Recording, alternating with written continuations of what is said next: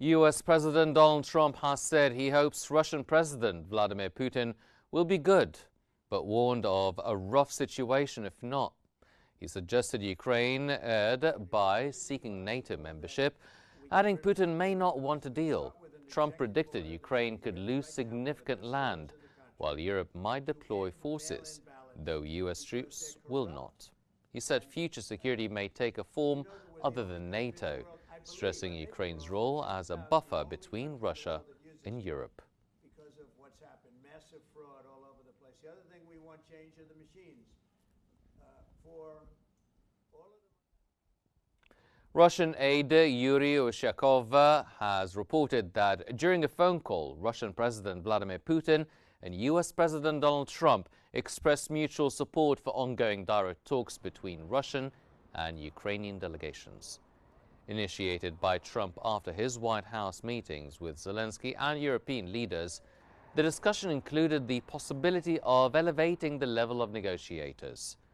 Ushakov described the call as frank and constructive, highlighting Putin and Trump's commitment to maintain close communication on Ukraine and other key international and bilateral issues.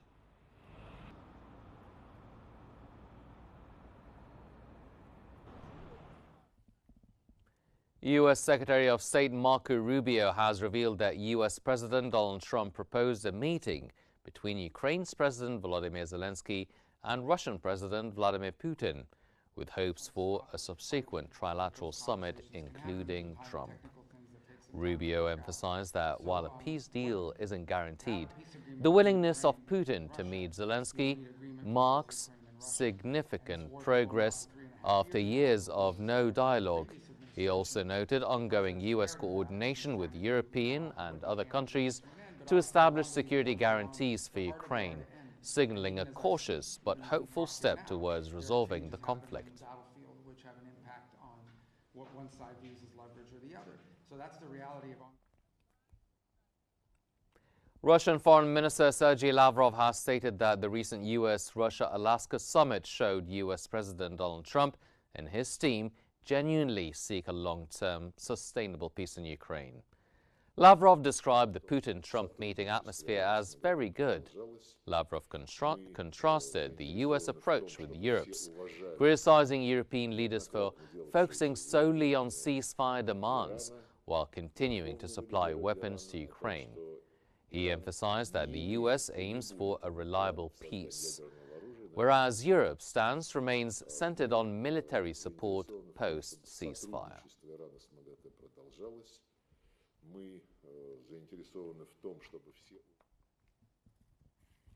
Ukraine's President Volodymyr Zelensky has announced that security guarantees for Kiev will likely be finalized within 10 days. After meeting with U.S. President Donald Trump and European leaders, Zelensky said partners will officially outline these guarantees soon, alongside progress on regional issues tied to a potential peace deal with Russia. Reports indicate Ukraine plans to purchase $100 billion in U.S. arms, funded by Europe, and sign a $50 billion drone production deal with Ukrainian firms as part of securing U.S. security assurances.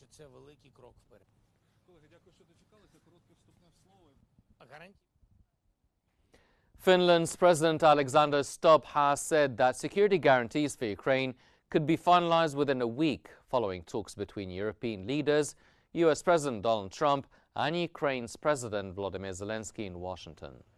Stubb expressed skepticism about Russian President Putin's trustworthiness and questioned whether Putin would have the courage to meet with Trump and Zelensky. The high-level meeting aimed to explore peace prospects between Russia and Ukraine. Trump described the discussions as very good and announced initial steps to arrange a direct meeting between Putin and Zelensky. Voisi toivoa, että trilateraalikokous olisikin hyvin nopeasti sen jälkeen.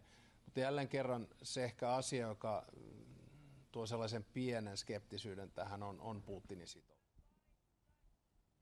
China's Foreign Ministry spokeswoman Mao Ning has said that China reaffirmed its commitment to supporting a political resolution of the Ukraine crisis.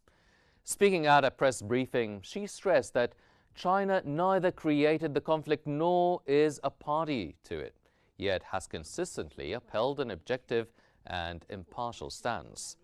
Since the outset, China has urged peace, promoted dialogue, and expressed readiness to cooperate with the international community in facilitating a political settlement aligned with the will of the parties concerned.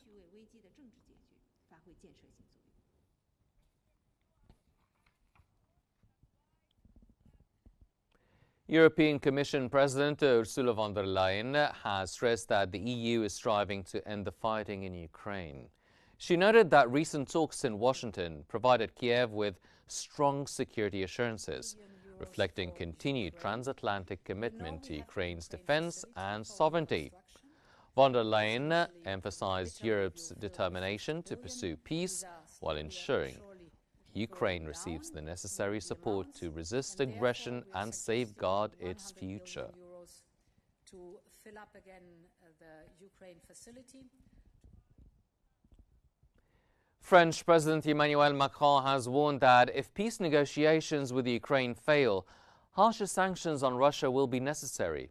That came after intensive talks at the White House with US President Donald Trump, Ukraine's President Volodymyr Zelensky, and European leaders.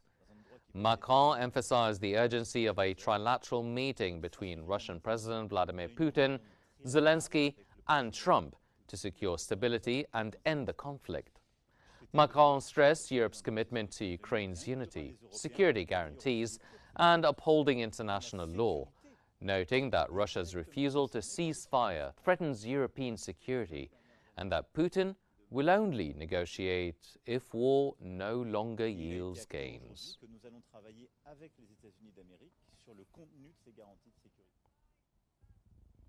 French President Emmanuel Macron has joined a virtual meeting of the Coalition of the Willing, chaired by British Prime Minister Keir Starmer.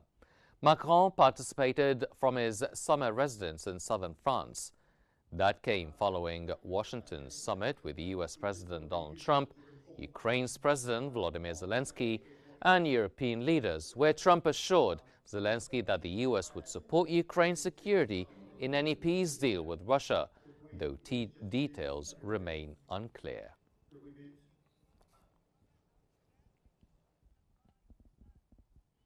And Russian Security Council Deputy Chairman Dmitry Medvedev has said that the so-called Coalition of the Willing failed to outplay US President Donald Trump on his home turf during recent Ukraine negotiations in Washington. Medvedev criticized European leaders for their support of Ukraine's President Volodymyr Zelensky at the White House and questioned what promises Zelensky would make upon returning home.